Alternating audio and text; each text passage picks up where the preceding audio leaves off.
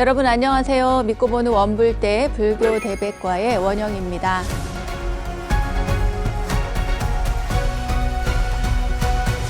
주차장에 주차를 해놓은 것만 봐도 어느 정도 그 차 주인의 성격을 짐작할 수가 있죠. 특히 타인은 전혀 신경 쓰지 않고 내 차만 안전하면 된다는 듯이 그렇게 이렇게 좀 삐딱하게 주차한 사람들을 보면 뭐 좀 그렇습니다. 주차를 예로 들어봤지만 말투 하나, 행동 하나로도 그 사람의 성격을 대충은 알 수가 있죠. 그 사람의 마음이 얼굴, 말, 또 행동으로 모두 드러나기 때문인데요. 작은 것이지만 남을 배려하는 마음은 다른 사람의 마음도 환하게 만들어주는 것 같습니다. 자, 나의 말투, 또 나의 행동, 제3자가 되어서 유심히 객관적으로 살펴보는 것도 좋을 것 같아요. 이기적인 마음과 행동이 남에게 불편을 끼치듯 혹시 나는 그렇지 않은지 하고 말입니다. 우리 원불대 애청자들은 모두 맑고 밝은 미소로 주변에 행복을 주는 그런 사람들이겠죠? 저도 여러분께 행복과 또 지혜를 주는 시간으로 오늘도 함께 하겠습니다. 원영스님의 불교대백과 그럼 출발해 볼까요? 여러분 오늘도 어서 모이세요. 원영스님의 불교대백과 첫 순서는 알고 보면 약이 되는 수많은 불교의 이야기들과 불교 지식을 내 안에 원영스님의 불교대백과 지식인 시간입니다.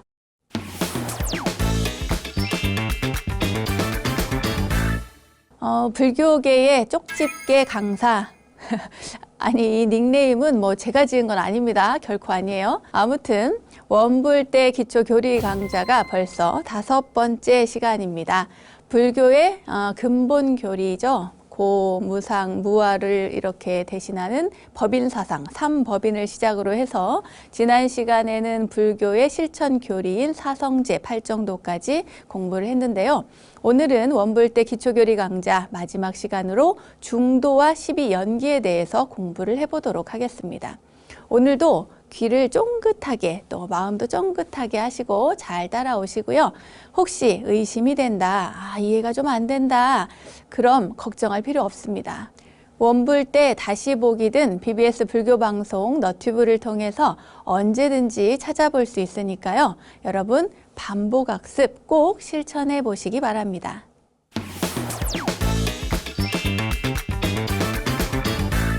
자, 오늘 공부할 첫 번째 주제 중도입니다. 중도.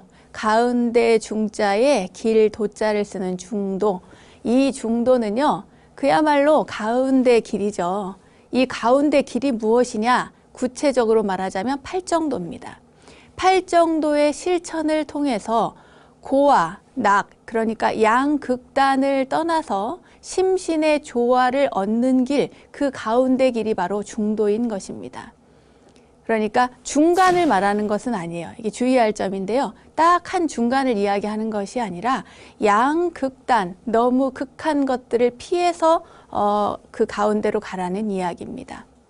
중도를 말할 때 가장 잘 쓰이는 그런 일화가 있죠. 많이 들어보셨을 겁니다.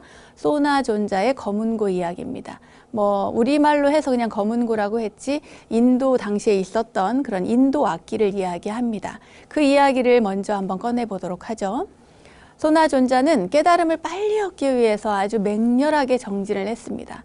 그리고 경행을 많이 하셨는데 경행은 뭐냐면 천천히 자기 스스로를 관하면서 걷는 건데요. 그 수행을 얼마나 열심히 했는지 막 발에서 피가 많이 났다고 해요. 그렇게 피를 흘리면서 고행을 해도 별로 성과가 없는 겁니다. 그래서 내가 이렇게 열심히 해도 성과가 없으니 나는 이제 그만 환속할까? 이렇게 생각을 합니다. 그러던 어느 날 부처님께서 다가오셔서 이렇게 보니까 이 경행처에 스님들이 걷는 그곳에 이렇게 피가 낭자한 것을 보고는 묻습니다. 그곳을 이렇게 경행하던 소나에게 묻습니다. 소나야, 너는 새 속에 있을 때 위나, 아까 얘기했던 그 거문고 같이 생긴 악기인데요. 인도 악기. 그것을 위나라고 하는 그 악기를 잘 연주했느냐 묻습니다. 그러니까 소나가 예, 그렇습니다 하고 대답을 하죠. 만약 줄이 너무 팽팽하면 조화로운 소리가 나더냐? 그러니까 그렇지 않습니다. 그래요. 그럼 또 너무 느슨하면 조화로운 소리가 나더냐? 그렇지 않습니다. 그렇게 대답을 하니까 부처님께서 다시 이야기를 해요. 마찬가지다, 소나야. 너무 지나치게 열심히 정진하면 몸과 마음이 들뜨게 되고 또 너무 안일하게 느슨해도 게으름에 빠지게 된다. 그러니까 정진할 때에는 항상 균형을 유지해야 된다. 너의 감각기관들이 균형을 이루도록 꿰뚫어서 살펴야 하고 항상 돌아보아서 균형의 조화로움에서 벗어나지 말아야 한다. 이렇게 말씀을 하셨어요.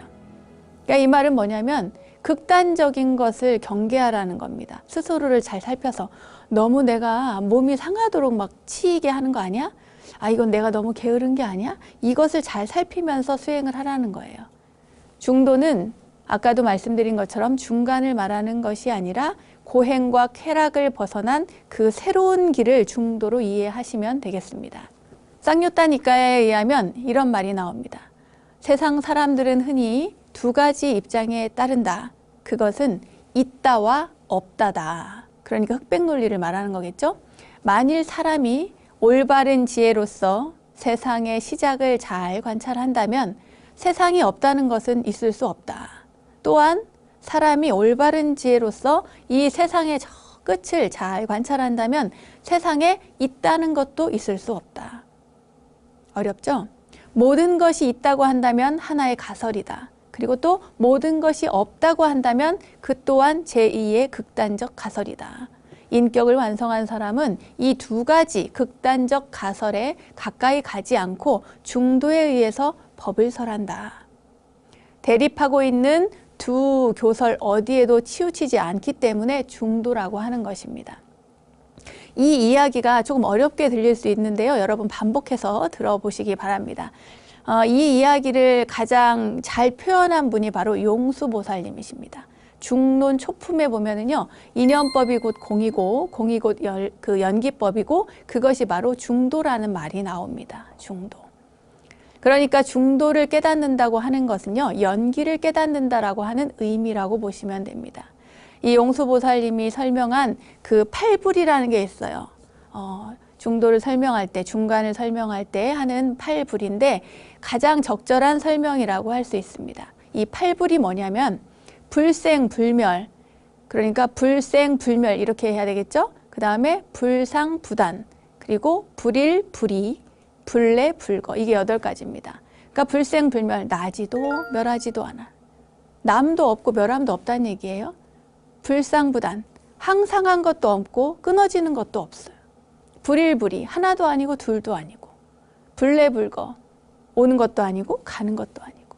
이것이 바로 무자성에 근거한, 그러니까 무아를 설명하면서 동시에 중도의 길을 설명한 것이라는 겁니다. 조금 어려울 수 있습니다만 여기에 그 독자적이면서도 실천적 인식으로 가는 길이 열려 있는데 그 길이 바로 팔정도입니다. 부처님은 명확하게 이야기를 하셨어요. 중도란 곳 팔정도다. 팔정도가 곧 중도다. 이렇게 이야기를 하셨습니다. 지난 시간에 사성제 가운데 도성제, 즉 고를 없애는 방법으로서 팔정도를 얘기했는데 그게 바로 중도입니다. 말하자면 삼법인 사성제, 중도, 연기, 이것이 그러니까 불교의 핵심 가르침 내용이 어떻게 보면 다 중첩이 되어 있다는 것을 느낄 수 있을 거예요. 왜냐하면 불교는 결국 고를 해결하기 위한 그 실천을 말하고 있기 때문입니다. 제가 이야기했죠. 계속 반복해서 얘기했습니다. 모든 가르침의 시작은 고다, 고. 왜냐하면 내가 고통스러우니까 나의 고통을 해결하기 위한 방법을 부처님께서 가르쳐 주신 거거든요. 이것은 부처님이 있다고 해서 없다고 해서 달라지는 것이 아닙니다. 있는 그대로의 모습을 부처님께서 발견하시고 사실을 전달을 해 주신 거예요. 그러니까 그 가르침, 고의 시작부터 시작해서 고진멸도를 명확하게 들여다보고 그 도성제 안에 그 고를 없애려는, 해결하려는 그 방법으로서 팔정도를 얘기했는데 그 팔정도는 결국 중도이고 중도의 가르침은 곧 연기라는 것입니다. 다 이렇게 이어져 가고 있는 것이죠. 자, 그럼 빠르게 한번 짚어보겠습니다. 팔정도, 중도를 이야기하는 이 팔정도. 첫 번째 정견, 바른 견해죠. 여기에서 말하는 정견은 사성제를 제대로 아는 것.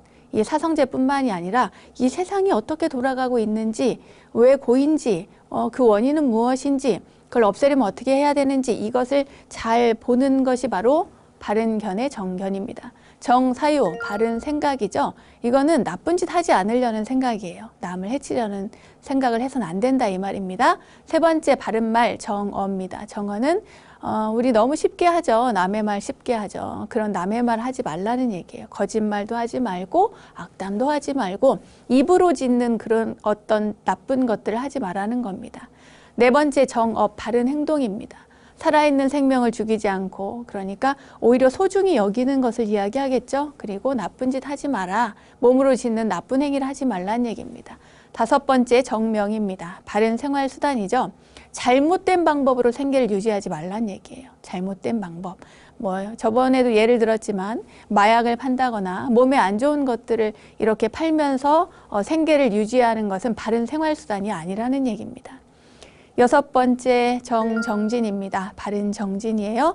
이것은 악한 생각이 일어나지 않도록 노력하는 겁니다. 이 생각을 잘 관하면서 정진하는 것을 이야기합니다. 선한 생각을 일으키려고 자꾸 노력을 하는 거예요. 가만히 있으면 되는 일이 아니고 나쁜 생각 안 하면 되지가 아니라 일부러라도 더 좋은 마음을 내려고 노력하는 것입니다. 일곱 번째 정념입니다. 정념은 바른 마음 챙김입니다. 이것은 분명하게 알아차리라는 거야. 내가 지금 이야기를 하고 있구나. 내가 지금 여기에서 녹화를 하고 있구나. 이런 것처럼 여러분들은 이 TV를 통해서 저를 보시면 내가 지금 원영스님의 강의를 듣고 있구나. 내가 공부를 하고 있구나. 이렇게 정확하게 하고 있는 자신의 이렇게 정신을 바짝 차리라는 겁니다. 자기가 어떻게 머물고 있는지 그 자신을 관찰을 하고 뿐만 아니라 고무상무화, 우리 몸을 그대로 관찰하며 또한 나아가서 마음을 관찰하고 부처님의 가르침을 그대로 관찰하는 것, 여기까지가 그 바른 마음 챙김입니다. 그 다음에 여덟 번째 정정입니다. 바른 집중이죠. 바른 집중은 쾌락적, 그러니까 감각적인 쾌락과 바람직하지 못한 모든 것에서 벗어나서 사유하고 숙고할 수 있어야 돼요.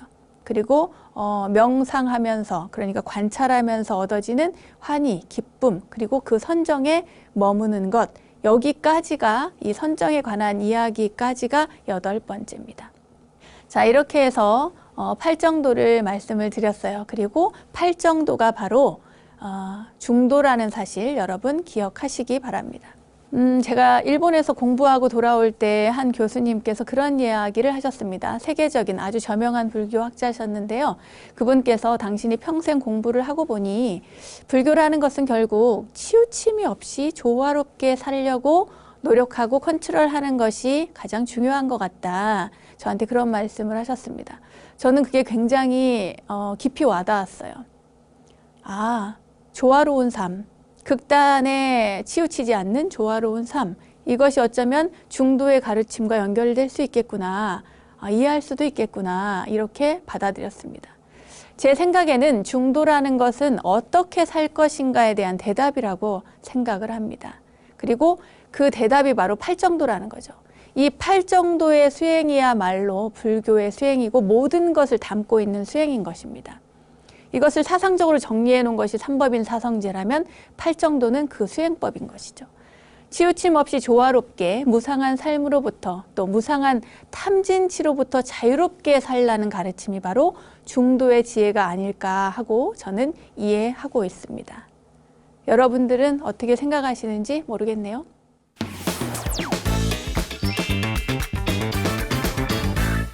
자, 그럼 12연기에 대해서 알아볼까요? 먼저 연기가 무엇인지부터 설명을 해드리겠습니다. 연기는요, 연하여 일어난다, 의존해서 발생한다, 그러니까 말미암아 일어난다 라고 보시면 됩니다. 유명한 구절이 있죠. 이것이 있으므로 저것이 있고 이것이 발생함으로 저것이 발생한다. 이것이 없으므로 저것이 없고 이것이 소멸함으로 저것 또한 소멸한다. 너무나 당연한 이치지만 이것이 얼마나 중요한지 이제부터 설명을 해드리겠습니다. 모든 현상이라는 것, 이 세상에 존재하는 모든 것들, 모든 상황, 모든 현상은 어떠한 조건에 의존해서 발생을 하고 어떤 조건에 따라서 소멸한다는 얘기입니다. 그 결과물을 바탕으로 해서 또 다른 것이 생기고 또 다른 것이 소멸해요. 또 그것을 바탕으로 또 다른 것이 생깁니다. 그러니까 계속해서 무언가의 결과물을 통해서 연해서 말미암아서 또 일어나고 또 일어나고 소멸하고 그걸 반복한다는 거예요. 사리불존자가 자기 친구한테 이 연기에 대한 이야기를 비유로서 설명한 얘기가 있습니다. 그것이 바로 유명한 집단의 비유, 갈대 묶음의 비유라고도 합니다. 그러니까 친구한테 이렇게 설명을 했어요. 여기 두 개의 갈대 묶음이 있다고 하자. 이 두 개의 갈대 묶음은 서로 이렇게 기대어서 의존해 있었을 때는 가만히 이렇게 의지에 서 있을 수 있는데 그거 한 개만 가지고는 의존해서 쓸 수 없다는 거예요. 그래서 이것이 있으므로 저것이 있고 저것이 있으므로 이것이 있다. 그러나 이 두 개의 갈대 묶음에서 어느 하나를 떼어나면 다른 한쪽은 넘어질 것이다. 그래서 이것이 있으므로 저것이 있고 또 반대로 이것이 없으므로 저것이 없고 이렇게 된다는 거예요. 무명으로 말미암아 행이 있고 행으로 말미암아 식이 있고 식으로 말미암아 명색이 있고 명색으로 말미암아 육처 그러니까 육입이 있고 육처로 말미암아 촉이 있고 촉으로 말미암아 수가 있고 수로 말미암아 애가 있고 또 애로 말미암아 취가 있고 취로 말미암아 유가 있고 유로 말미암아 생이 있고 생을 말미암아 노사 우비 고뇌가 생긴다. 이리하여 모든 괴로움의 무더기가 생긴다. 이게 뭔 말이냐 하면 이제 12연기가 있잖아요. 12연기를 순차적으로 순서대로 쭉 말씀을 하신 겁니다. 순서대로 말씀하신 이후에 마지막에 뭐라고 하셨냐면 번뇌가 어떻게 생기는지, 괴로움이 어떻게 생기는지에 대해서 말씀을 하신 거예요. 그러니까 무명행식, 명색, 유깁, 촉수, 애, 취, 유, 생, 노사 이러한 순서로 순관을 하셨는데 다시 한번 점검을 해요. 어떻게 점검하느냐? 무명이 소멸했으면 어떻게 되는가?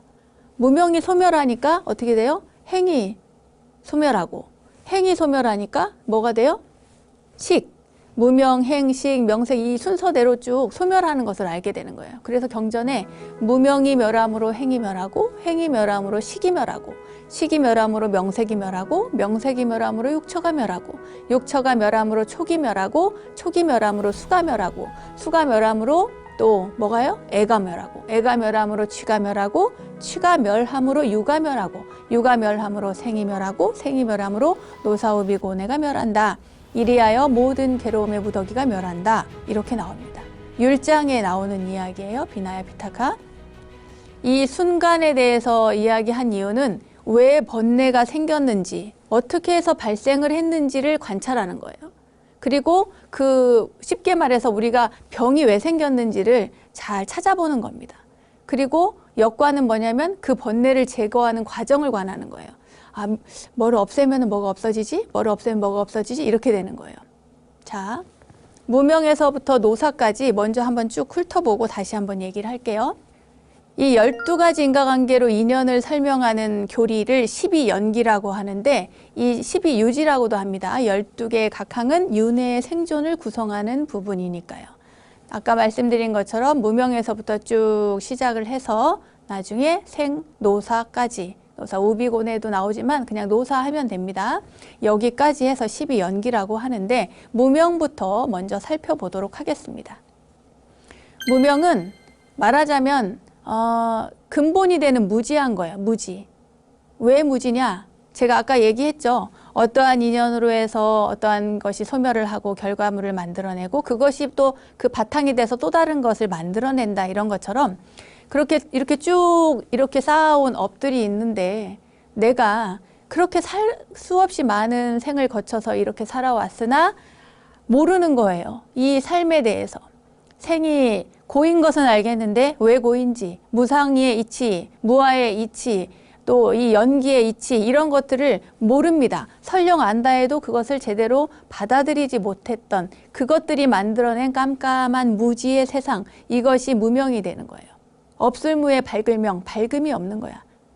밝음이 없어요. 이것은 뭐 단적으로는 사성제, 그러니까 고진멸도와 인연의 이치를 모르는 것을 말한다고 하는데, 그 모르는 것 자체를 의미하는 것이 아니라 모르는 것을 통해서 만들어진 나의 무지를 말하는 것입니다.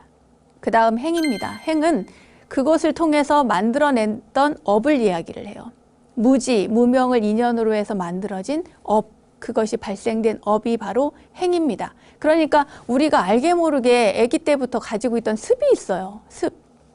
그러니까 TV 같은 데 가끔 보면, 저는 이제 예전에 어디더라? 무슨 TV 프로그램에서 영재들이 나오는 걸 봤습니다. 어린아이가 몇 살 안 됐는데 막 슈베르트를 치고 뭐 쇼팽을 치고 막 이렇게 하는데, 그걸 누가 가르쳐줘서 하느냐 말이죠. 습이라는 거지, 습. 그 살면서 부모님이 가끔 우리 식구 중에는 그런 사람이 없는데 너는 왜 그래? 이런 얘기 할 때가 있어요.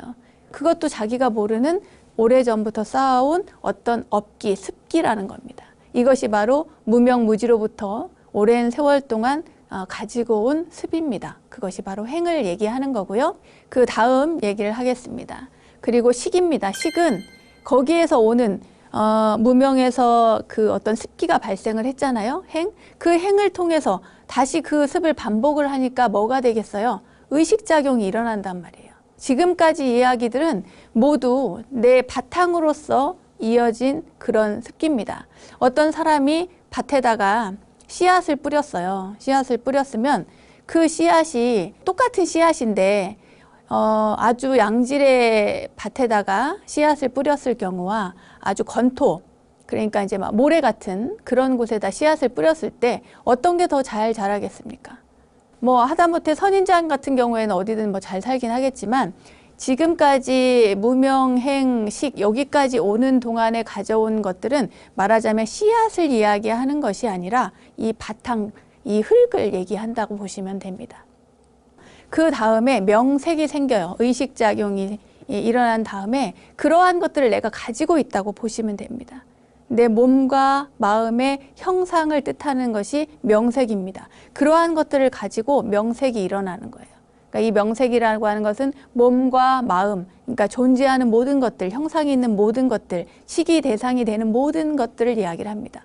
우리가 살면서 만나는, 제가 예전에 방송하면서 그 연예인을 예로 들었잖아요. 연예인을 보면은, 오온 설명할 때 연예인을 보면 너무 좋아, 또 보고 싶어 하는 의도의 마음, 그래서 다시 보러 가, 행, 그리고 그 사람을 보고 너무 좋아 라고 하는 그 식의 작용까지 전부 다, 그리고 다시 보러 가고 싶어 하는 그 마음까지, 이것들에 대해서 설명을 해드렸는데, 그때의 그 형상, 그것이 바로 색에 해당하는 것이 바로 명색입니다. 명색.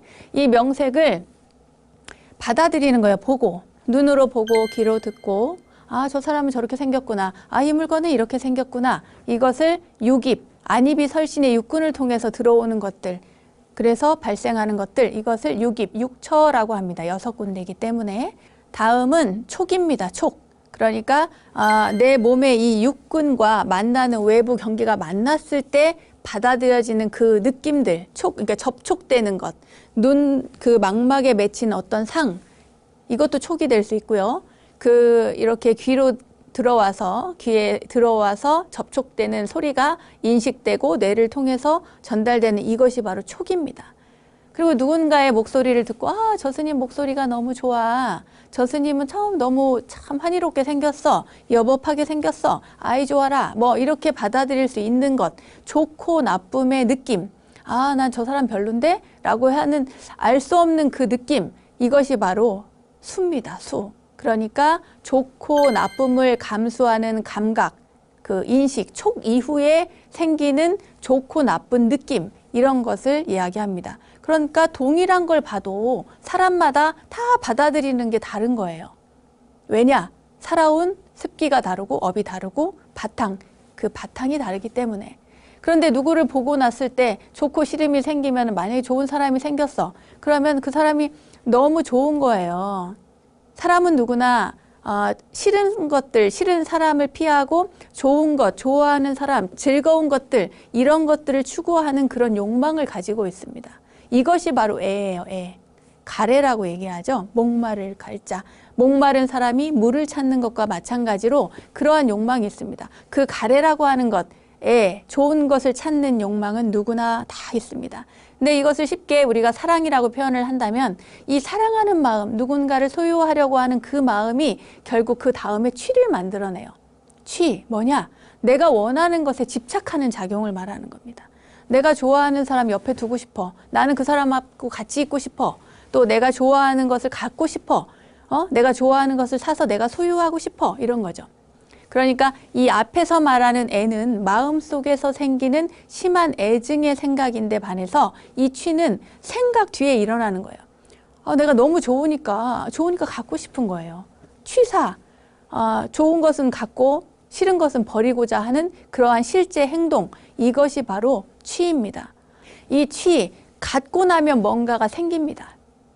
소유하고 나면 뭔가가 생겨요. 그것이 바로 업을 만들고 또 미래에 대한 어떤 결과를 만드는 작용이 되는 거예요. 일체의 존재의 모든 것들이 여기에 해당이 된다고 보시면 돼요. 쉽게 말해서 종자가 생겼다. 내가 무언가를 좋아하고 싫어함으로부터 종자가 생겼다. 내가 누구를 되게 싫어해. 막 티를 냈어. 너무 싫어. 이렇게 하면 그 사람이 모를까요? 다 압니다. 모르지 않아요. 그러면은 아니 나 싫다는데 나도 너 싫어. 이렇게 된단 말이에요. 그것이 결과물이 된단 말이에요. 내가 좋아하는 사람 너무 좋아. 그런데 내가 좋아하는 사람도 나를 좋아해 주리라는 보장이라는 게 없습니다. 내가 좋아하는 마음이 가득해. 그래서 마음을 전달할 수도 있고 또 좋아하니까 옛날 같으면 제가 좀 옛날은 아니지만 아무튼 옛날 같으면 편지라도 쓰고 러브레터라도 보내고 이렇게 할 거 아닙니까?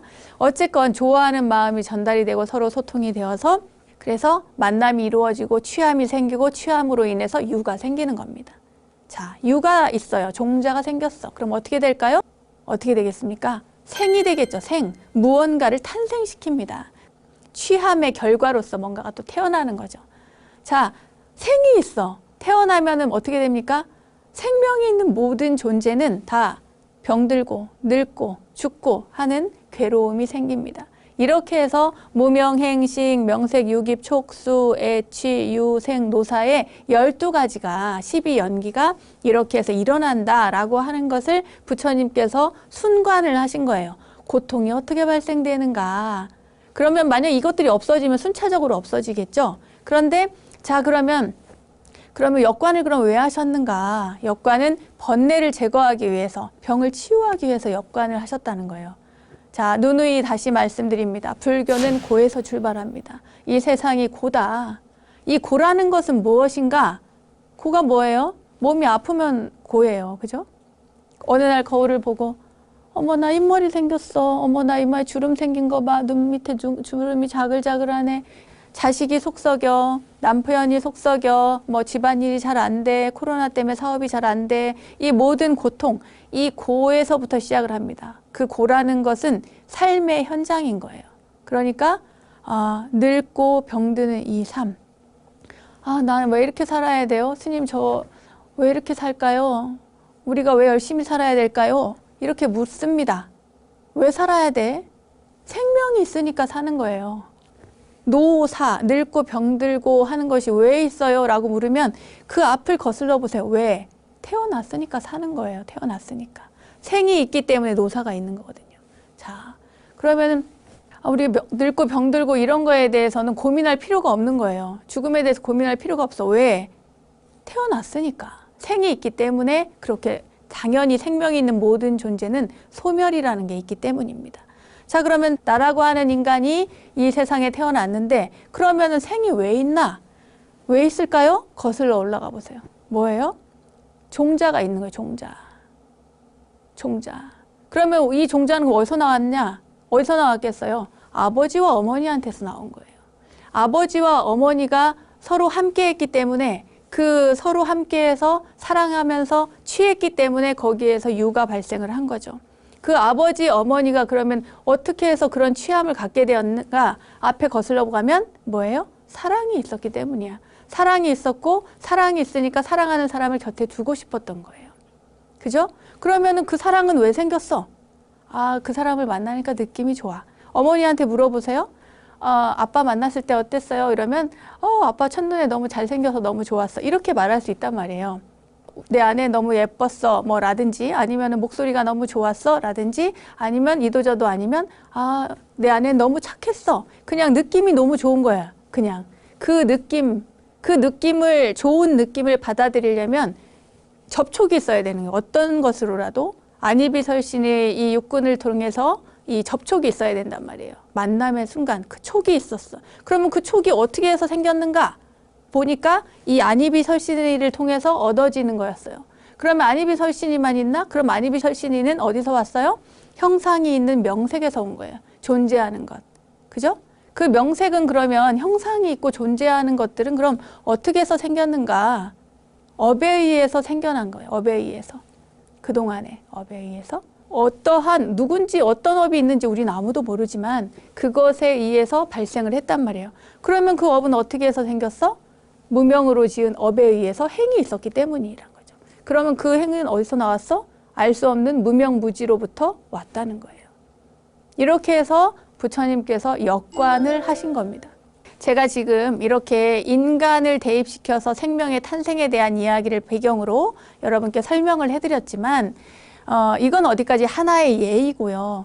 그 어떠한 상황이 발생했을 때 예를 들면 뭐 담배를 피는 습관이라든지 또 술을 마시는 습관이라든지 또 뭐 여러 가지 있을 거 아닙니까? 자신이 가지고 있는 습관을 여기에 대입을 해가지고 설명을 해보면 그것이 딱 맞아 떨어집니다. 연기, 이것이 있으므로 저것이 있고 또 저것이 있으므로 또 다른 무엇인가가 발생을 하죠. 그리고 또 이것이 없어지면 저것도 없어지고 그게 없어지면 또 다른 무언가도 발생하지 않는다는 거예요. 이 모든 것들, 그러니까 저희가 지난번에 제가 무아를 설명하면서 사실은 이 연기를 곁들여서 설명하면 더 좋았을 텐데 여러분들이 혹시 헷갈려 하실까 봐 연기에 대한 설명을 빼고 무아에 대한 설명만을 드려서 약간 제가 느끼기에는 설명이 부족한 부분이 있었던 게 아닌가 이런 생각이 들었습니다. 그러니까 아까도 얘기한 것처럼 삼법인 사성제, 팔정도, 12연기 이런 것들은 다 약간의 중첩이라는 느낌이 없지 않아 있거든요. 이 무아라는 것은 또 다시 말해서 지난번에 얘기한 것처럼 오온의 결함에 의해서 생성한 나는 형상이라는 게 존재하지만 독립된 개체로 팔다리를 뜯어서 머리를 뜯어 이렇게 다 하나씩 세포별로 하면 독립된 개체로서는 영원히 존재할 수 없다는 얘기입니다. 이 세상의 모든 것은 왜냐?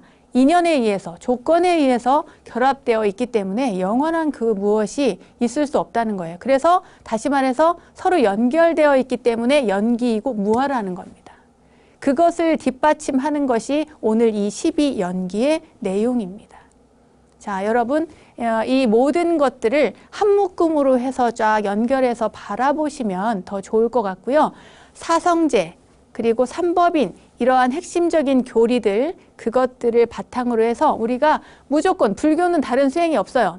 팔정도 수행입니다. 팔정도 수행. 윗바사나니, 연불수행이니, 절수행이니, 뭐 그 참선이니 뭐든지 간에 이 모든 것들이 수행이 이 팔정도 안에 들어있는 겁니다. 불교의 수행은 뭐다? 팔정도다. 그리고 중도다. 중도는 곧 또 뭐다? 연기다. 그리고 연기는 나중에 대승불교에 가면 공이다. 이렇게 받아들이시면 되겠습니다.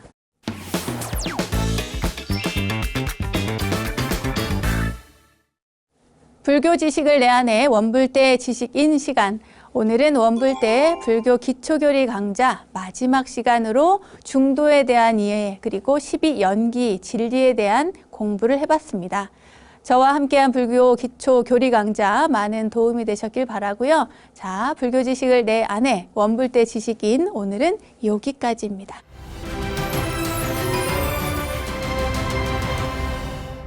저절로 알게 되는 사찰 이야기, 오늘은 이절로 아니 저절로 시간입니다. 오늘은 전설이 있는 고장 전라남도 영암으로 떠나보려고 합니다. 1977년 전라남도 유형문화재 제66호로 지정된 영암 학계리 석불 입상이 모셔져 있는데요. 이 석불에는 예로부터 마을에 전해온 아주 훈훈한 설화가 서려 있다고 합니다. 과연 어떤 설화가 전해져 오는지 지금부터 함께 출발해 보겠습니다. 때는 조선 선조 때입니다. 전남 영암군 학산면 학계리 광안마을에 아기를 낳지 못하는 정씨라는 한 농부가 있었어요. 장가를 들어서 한 2, 3년간은 이제나 저제나 하고 아기를 기다렸는데 태기가 없어요, 부인이. 근데 정씨 부인이 그 명산 대차를 다 찾아가면서 이렇게 기도를 드렸습니다. 자식을 낳게 해달라고 불공을 드렸어요. 그러던 어느 날 밤 이 정씨는 깊은 꿈에 미륵부처님을 만나게 됩니다. 그리고 미륵부처님이 나타나서 내가 지금 쓰러져 있어서 몹시 불편하니 나를 일으켜 세워주면 앞으로 너한테 좋은 일이 있을 것이니라 이렇게 이야기를 합니다. 그리고는 미륵부처님이 이렇게 자취를 감췄어요. 사라졌어요. 이런 꿈을 꾸고는 너무 이상한 거죠. 뭔가 진짜 특별한 일이 있을 것만 같아서 아내에게 꿈 이야기를 합니다. 그리고 미륵부처님이 가르쳐준 그 자리를 가서 실제로 파봐요. 막 파보니까 진짜 땅속에 미륵부처님이 이렇게 옆으로 누워있는 겁니다. 묻혀 있었어요. 그래가지고 이 정씨 부인은 그 미륵부처님을 파내죠. 파내서 깨끗하게 이렇게 닦아서 집 안에다가 이제 모셔놓고 조석으로 아주 정성껏 불공을 드립니다. 그렇게 정성껏 기도를 하고 100일이 되던 날이었어요. 이 정씨 부인이 꿈을 꿨는데 큰 잉어가 가슴에 이렇게 품는, 그러니까 큰 잉어를 가슴에 안는 그런 꿈이었던가 봐요. 그런 꿈을 꾸고 남편에게 얘기를 합니다. 아무래도 꿈이 이상해요. 이상해요 하면서 이 부인이 뭔가 기쁘기도 하고 그 태몽 같다고 하면서 이 꿈 얘기를 남편에게 하니까 이 남편이 너무 좋아하는 겁니다. 그러면서 오늘부터 내가 물도 길고 무거운 거 다 하고 힘든 일도 다 내가 할 테니 당신은 몸 조심하라고 이렇게 얘기를 해요. 진짜 그런지 의원도 안 부르고 어떻게 꿈만으로 이렇게 생각을 했는지 모르겠지만 어쨌건 10달 후에 이 정씨 부인이 진짜 귀한 옥동자를 낳습니다. 이 금술 좋은 정씨네는 조금 가난했지만 미륵부처님의 가피가 늘 고마워서 아들을 얻었으니까 그래서 하루도 빠짐없이 감사 기도를 하고 항상 공양을 올렸어요. 이 미륵부처님 앞에. 아기를 낳은 지 한 1년쯤 되었을 텐데요. 이웃에 사는 천석군 엄청 부잣집 최 씨 집에서 착하고 일 잘하는 이 정 씨한테 소작거리를 주는데 엄청 많이 준 겁니다. 이 소작농으로서 사는데 쉬지 않고 부지런히 그 일을 한 거예요. 그러니까 더 믿음직스럽죠. 믿음직스러우니까 더 많은 소작을 주게 되고 또 풍년이 들고요. 그러니까 서서히 살림이 점점 불어나기 시작한 겁니다. 아무리 가뭄이 크게 들어도 이 정 씨가 지은 집의 농사는 풍작을 이루는 거예요. 풍년이 되는 거. 또 수해가 지나가도 그냥 별탈 없이 수확을 거두게 됩니다. 그래서 마침내 이 정 씨가 굉장히 큰 부자가 됐어요. 살림 형편이 이렇게 좋아지니까 정 씨가 우리 미륵부처님을 좀 잘 모셔야겠다 생각을 하고 집 뒤에다가 이렇게 전각을 짓고 그 전각에 미륵부처님을 모셨어요. 그렇게 세월이 흘러서 정 씨 내외도 이제 나이가 들고 이제 연루해졌죠. 그래서 나이가 많이 들어서 이제 죽기 전에 내가 좋은 일을 좀 해야겠다 생각을 하고 아내에게 말을 합니다. 그랬더니 아내도 똑같은 생각을 하는 거예요. 죽기 전에 좋은 일을 하고 가면 좋겠다. 그래서 내 재산 중에는 그 일정 부분은 아들을 위해서 몫을 떼어주고 나머지는 많은 돈이 있으니까 인근의 어려운 이웃들에게 다 나누어 주고 싶다. 이렇게 해서 둘이 의견 통합이 되는 거예요. 그러니까 이들은 마을에서 제일 어려운 집을 이렇게 손꼽고 그 사람들을 이제 불러들여서 크게 잔치를 베풉니다. 어려운 사람들을 다 불러서 이제 맛있는 것을 이제 먹여요. 이렇게 드리고 그리고 나서 그 사람들에게 그 선언을 한 거죠. 뭐라고 하냐? 내가 이렇게 당신들을 부른 것은 내 재산을 여러분들에게 다 골고루 나누어 주기 위함입니다. 라고 이야기를 합니다. 그 사람들이 너무 놀라는 거예요.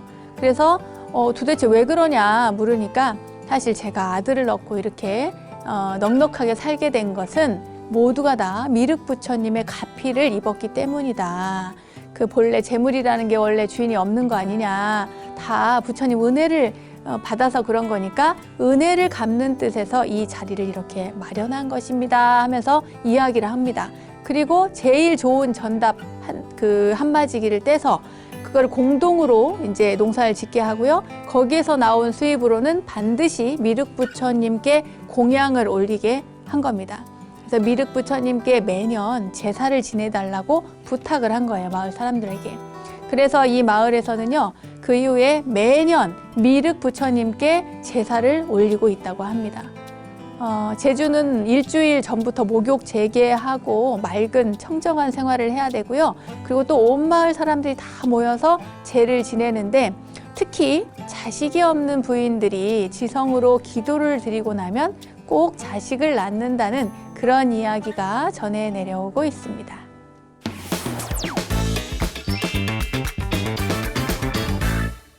원영스님의 불교 내백과 오늘도 즐거운 시간, 유익한 시간 되셨습니까? 세상의 모든 불교 이야기를 모아서 전해드리고 있는 원영스님의 불교 내백과, 오늘은 원영스님의 불교 기초 교리 강좌 마지막 시간으로 중도와 12연기에 대해서 공부를 해봤고요. 미륵부처님의 가피가 서린 영암 미륵당 미륵부처님의 전설까지 전해드렸습니다. 알매지혜가 가득한 시간 원불대, 오늘은 여기까지입니다. 다음 원불대 이야기들도 여러분 기대해 주시고요. 저는 여기서 인사드리겠습니다. 믿음직한 원불대, 믿고 보는 원불대, 다음 시간도 잊지 마세요. 감사합니다.